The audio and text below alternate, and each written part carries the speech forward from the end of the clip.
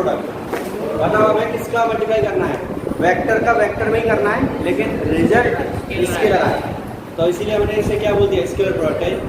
Multiply जब हम करते हैं तो इसे इस तरह से लिखते हैं, ए वेक्टर और बी वेक्टर का जो मल्टीप्लाई है वो डॉट से रिप्रेजेंट करते हैं, इसीलिए स्केलर प्रोडक्ट का दूसरा नेम है डॉट प्रोडक्ट। दूसरा क्या है, dot product. A dot B जो होगा वो किसके इक्वल होगा, A vector mod B vector mod and cos theta, और सिंपली हम इसे लिख सकते हैं A B cos theta.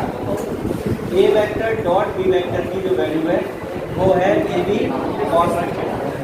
A dot B की वैल्यू क्या आ गई, ए बी कॉस थीटा। इसे आप समझो, अगर हम डॉट प्रोडक्ट को डिफाइन करना चाहेंगे तो इसी से डिफाइन करेंगे हम कि डॉट प्रोडक्ट जो है टू वेक्टर्स का वो किसके इक्वल होगा, इन तीनों के प्रोडक्ट के इक्वल होगा। डॉट प्रोडक्ट इन तीनों के प्रोडक्ट के इक्वल है। कौन है वो तीनों, magnitude of two vectors and cosine of angle between them. A vector और बी वेक्टर जो भी है हमारे पास में, उन दोनों के बीच में क्या है, ये एंगल है। बीच में एंगल कितना है, थीटा। तो थीटा एंगल दिया है ए और बी के बीच में, ये थीटा, और उसका कोसाइन कॉस। तो हम डेफिनेशन बोलेंगे कि जो प्रोडक्ट है किस किस का प्रोडक्ट है, ए के मैग्नीट्यूड का, बी के मैग्नीट्यूड का और कॉस थीटा, वो किसके इक्वल होगा, डॉट के इक्वल। सही है। और ये भी वही लिखा हुआ है, बस ए वेक्टर मॉड को हम ए लिख सकते हैं, जब वेक्टर हटा दिया तो केवल मैग्नीट्यूड बचा, बी वेक्टर को हम बी लिख सकते हैं, तो बन गया ए बी कॉस थीटा। अब इसे यहीं से आगे पार्ट बनाते हैं, ए डॉट बी को हम लिख सकते हैं ए, और इसे ऐसे लिखेंगे बी कॉस थीटा।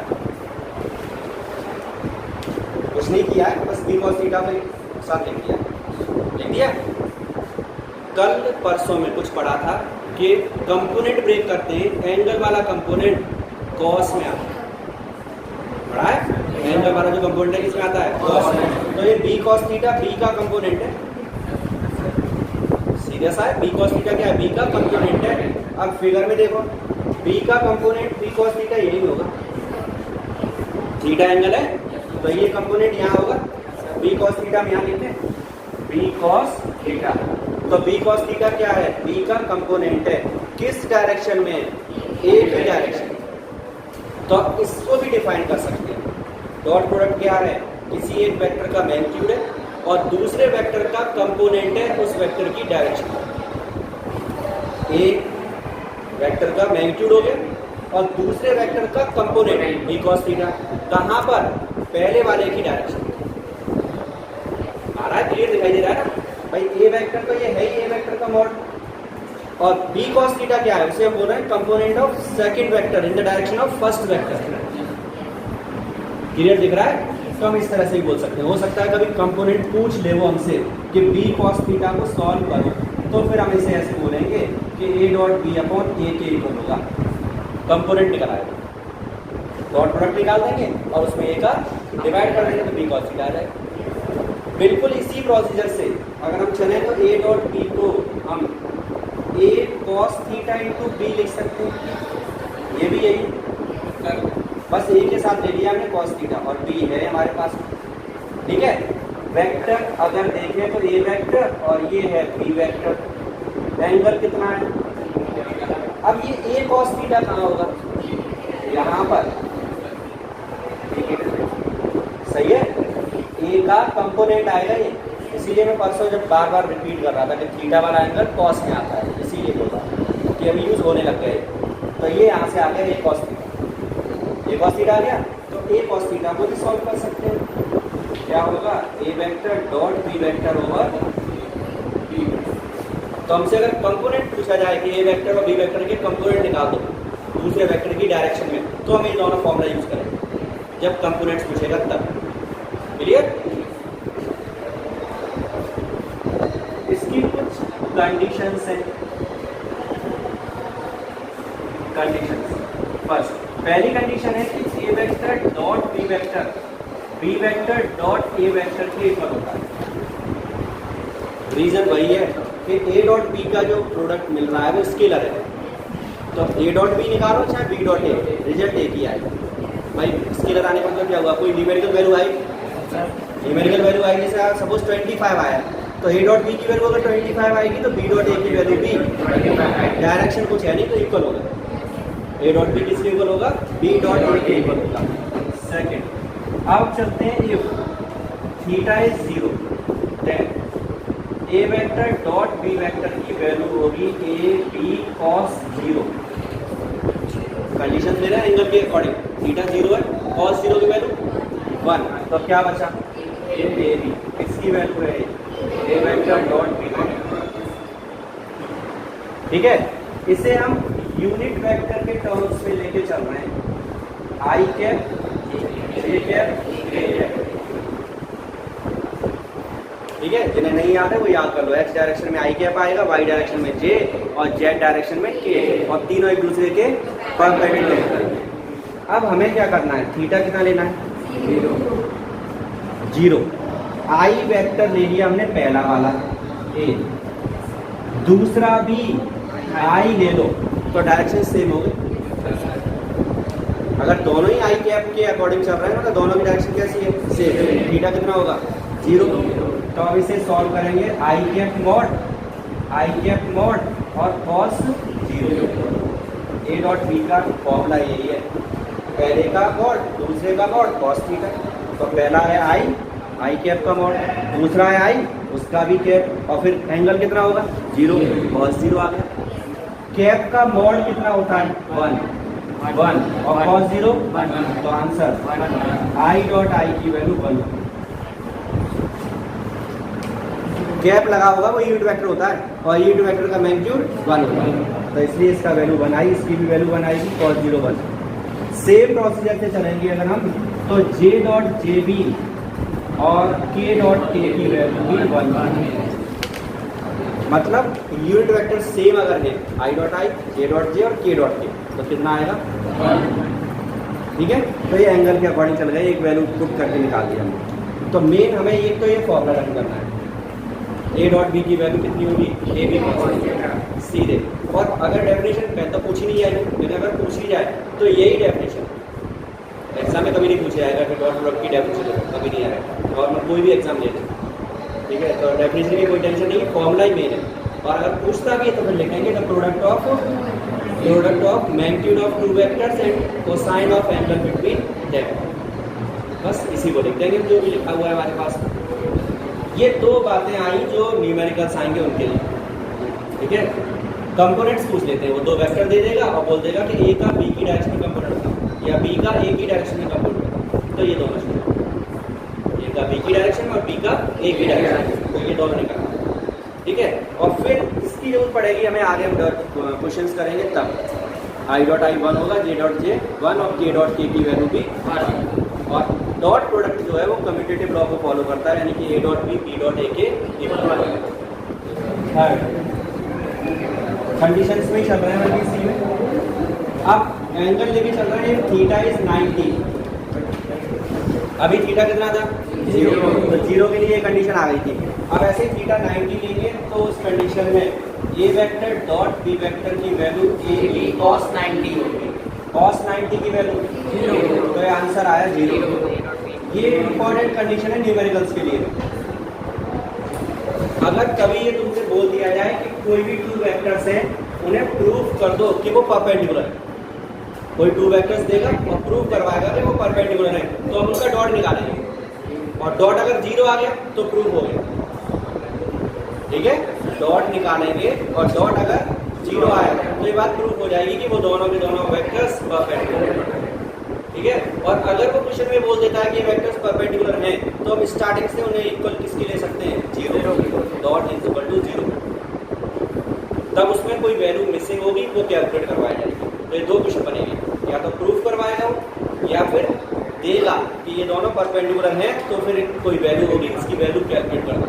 अगर ऐसा आता है तो उनको डॉट को इक्वल करके किसके चलेंगे? 0। ठीक है, अब इसे चलते हैं यूनिट वेक्टर के टर्म्स में, आई कैप, जे कैप और के कैप। अब परपेंडिकुलर लेना है ना, तो ये बताया आई जे के परपेंडिकुलर होता है, जे के होता है, के आई होता है, तीनों एक दूसरे के परपेंडिकुलर होते हैं। कोई भी दो उठा लो, I dot J, I cap mod, J cap mod और cos 90। cos 90 0, तो आंसर क्या है 0। I डॉट जे की वैल्यू 0 होगी। ऐसे ही चलो तो J डॉट के 0 और K डॉट I 0। और अगर हम इसमें फर्स्ट वाली कंडीशन को देखें तो ये इक्वल होगा J डॉट I के। A dot B dot A के इक्वल है, तो I डॉट J को ऐसे ही J डॉट K को क्या लिख सकते हैं A डॉट और इसे मतलब कोई भी दो वेक्टर कैसे भी रख लो तुम, वो जीरो ही आएंगे परपेंडिकुलर वाले लेने कैसे हैं वो परपेंडिकुलर वाले, तो आएंगे कितने जीरो। कोई भी दो आई जे मतलब कोई भी सीक्वेंस में उठा लो, कोई सीक्वेंस की भी टेंशन नहीं है इसमें, क्यों? क्योंकि ये आपस में कैसे रहते हैं इक्वल है, इसलिए कोई प्रॉब्लम नहीं है। क्लियर हो गई बात ये? तो इसके लिए बात हुई परपेंडिकुलर, और मैंने बोल दिया ये इंपॉर्टेंट है न्यूमेरिकल्स के लिए भी बहुत इंपॉर्टेंट कि अगर कोई भी टू वेक्टर्स एक दूसरे के परपेंडिकुलर हुए तो उस कंडीशन में डॉट कितना आएगा 0। हम एंगल बिटवीन वेक्टर्स को कैलकुलेट कर सकते हैं इस प्रोसीजर से। कोई भी टू वेक्टर्स दे रखे होंगे उनके बीच का हम एंगल निकाल सकते हैं। कैसे?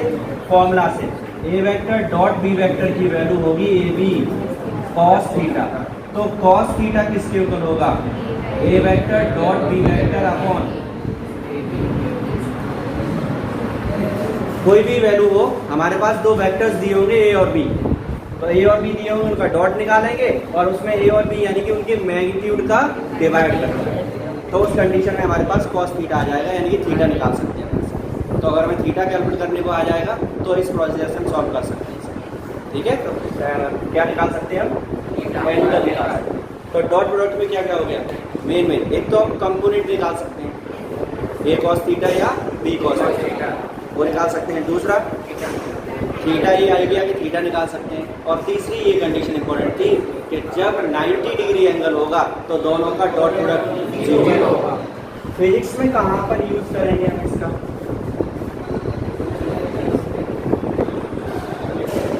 डॉट प्रोडक्ट का फिजिक्स में यूज क्या है? तो कई जगह पर फॉर्मूला आएंगे, जैसे कि work done W equal to formula होता है F vector dot R vector. ऐसे वर्क का फॉर्मूला पता है फोर्स इनटू डिस्प्लेसमेंट पढ़ा है। वर्क क्या होता है? Force into displacement. लेकिन वास्तव में अगर हम वेक्टर फॉर्म में चलेंगे तो वो F डॉट R है, यानी कि फोर्स और डिस्प्लेसमेंट का डॉट प्रोडक्ट है वर्क। अब इसे ऐसे समझो, फोर्स वेक्टर क्वांटिटी है, फोर्स कैसी है? वेक्टर। R जो है डिस्प्लेसमेंट भी वेक्टर है, दोनों वेक्टर हो गई, और दोनों का प्रोडक्ट आ रहा है वर्क जो कि एनर्जी है, एनर्जी होती है स्केलर, वर्क भी स्केलर। तो डॉट दो वेक्टर्स का अगर प्रोडक्ट स्केलर आ रहा है तो सीधा मतलब है डॉट प्रोडक्ट ही होगा। भाई अगर हमें नहीं पता था पहले तो ये तो पता था फोर्स वेक्टर है, डिस्प्लेसमेंट वेक्टर है, और हमें ये तो पता ही था वर्क फोर्स इनटू डिस्प्लेसमेंट है। तो दोनों वेक्टर का प्रोडक्ट क्या आ रहा है? तो स्केलर आ रहा है, तो इसका मतलब डॉट प्रोडक्ट से ही निकलेगा। किससे निकलेगा? Dot product. ऐसे कई फॉर्मूला हैं। Electrical potential energy, electrical potential energy you से रिप्रेजेंट करेंगे और ये आता है P डॉट E। डायपोल के लिए 12th में पढ़ेंगे। इलेक्ट्रिक डायपोल है जिसमें एक प्लस आवेश होगा एक माइनस आवेश होगा, उसकी एनर्जी कैलकुलेट करते हैं तो ये आती है P वेक्टर डॉट P है यहाँ पर डायपोल मोमेंट, जैसे कल आया था मैग्नेटिक मोमेंट, वैसे ही P क्या है यहाँ पर? Dipole moment. E है इलेक्ट्रिक फील्ड, तो इलेक्ट्रिक फील्ड भी वेक्टर, मोमेंट भी वेक्टर, और उनका डॉट एनर्जी है, एनर्जी स्केलर होती है। एनर्जी कैसे होती है? स्केलर। कोई भी एनर्जी आ जाए, कहीं भी आ जाए तुम्हारे सामने, एनर्जी स्केलर ही होगी, चाहे वो कोई भी हो, पोटेंशियल, इलेक्ट्रिकल, मैग्नेटिक, काइनेटिक, कोई भी एनर्जी आ जाए वो स्केलर ही रहेगी, क्योंकि एनर्जी किसके इक्वल होती है? वर्क के, और वर्क स्केलर होता है। तो ऐसे बहुत सारे फॉर्मूला हमारे पास आएंगे जिसमें कि हम किसको यूज करेंगे? डॉट। जैसे सपोज हमें ए वेक्टर की वैल्यू गिवन है ax i cap, ay j cap और az k कैप। ऐसे ही बी वेक्टर दे रखा है bx i cap, by j cap और bz k कैप। दो वेक्टर्स दिए हुए, वो मैं यहाँ लिख भी देता हूँ क्वेश्चन बना के कि ए वेक्टर की वैल्यू है 3i कैप प्लस जे कैप माइनस में 2k कैप और बी वेक्टर है i cap plus 2j cap minus में 3k कैप। सपोज ये वैल्यूज गिवन है, कुछ भी हो सकता है, ऐसा नहीं कि बाद में माइनस होगा, ये वो कोई भी वैल्यू हो सकती है। तो ए वेक्टर की वैल्यू हमारे पास आ गई ax ay az, तीनों इसके क्या है i j k के कोएफिशिएंट्स हैं। ये ax ay az क्या है, i का कोएफिशिएंट j का और k का। ऐसे b में जा रहे हैं तो bx हो गया और by j का और bz k का, दो वेक्टर्स में से आ गए। यही कंपोनेंट यहाँ चेक करो, यहाँ पर i का कोएफिशिएंट है, यहाँ पर 1 -2 1 कंपोनेंट बताया ना। प्रोसेस क्या है, सिंपल मल्टीप्लाई करना सबको आता है, बस वही मल्टीप्लिकेशन है, कुछ भी नहीं है इसमें। ax i ay j az k dot और bx i by j और bz k, दोनों वेक्टर्स हमने लिख दिए। मल्टीप्लाई दो वेक्टर्स, दो ब्रैकेट का मल्टीप्लाई करें तो पहला वाले का इन तीनों में होगा, फिर दूसरे का तीनों में होगा, फिर तीसरे का। यही होता है। तो पहले इसका तीनों में कर देते हैं पहले। बस थोड़ा सा ध्यान क्या रखना है हमें कि कौन स्केलर है और कौन डॉट वेक्टर है, उसी के साथ चलेंगे। देखो ax bx i dot i पहला समझ लो, फिर तो सब हो जाएगा। इसका पहले वाले टर्म का इस पहले वाले से किया है तो ax और bx तो स्केलर है, वो नंबर ही तो है, 2 3 4 जो भी होगा वो नंबर ही तो है, तो ये तो मल्टीप्लाई हो गया। फिर यहाँ पर क्या था i, और ये भी i, बीच में क्या है i डॉट i, हो गया मल्टीप्लाई। अब इसका पहले वाले का किसमें करना है, तो आएगा ax by क्लियर है। प्लस में चलो ax bz i dot k, यहाँ तक कोई प्रॉब्लम नहीं है। पहले का तीनों में हो गया। अब किसे लेंगे, दूसरे वाले। राग में बताएगा, बोल और कोई मत बोल।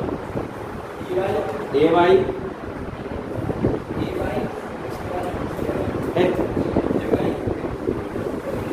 इसका किसके साथ होगा, पहले के साथ, पहले में बोल dx डॉट में क्या आएगा,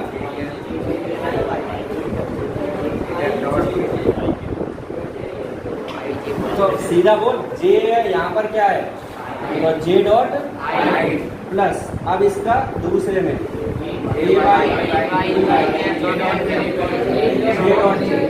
प्लस सूर्यांश, तीसरा बोल क्या आएगा, अरे वहां नीचे थोड़ी, यहाँ आएगा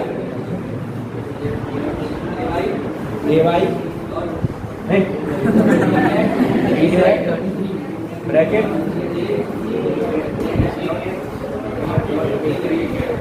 ये मालूम कभी कभी क्या होता है, जो साथ वाला बोलता है ना, उसे आज पिटवाते हैं, देख कैसे गलत मैं बोलूंगा पिटेगा ये, तो ये बगल वाले के भरोसे मत चला कर। अभी तूने जो बोला वो बगल वाले के भरोसे बोला है, और उसने जिस दिन चाहा ना उस दिन पिटेगा।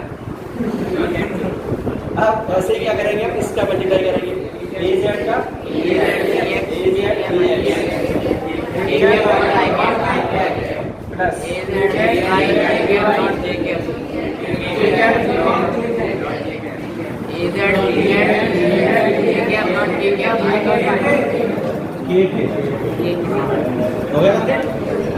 अब समझो, सीधा सा मल्टीप्लाई है, पहले वाले का तीनों में, फिर दूसरे वाले का तीनों में, फिर तीसरे वाले का तीनों में, 3 लाइन दिख रही है, क्लियर है ना।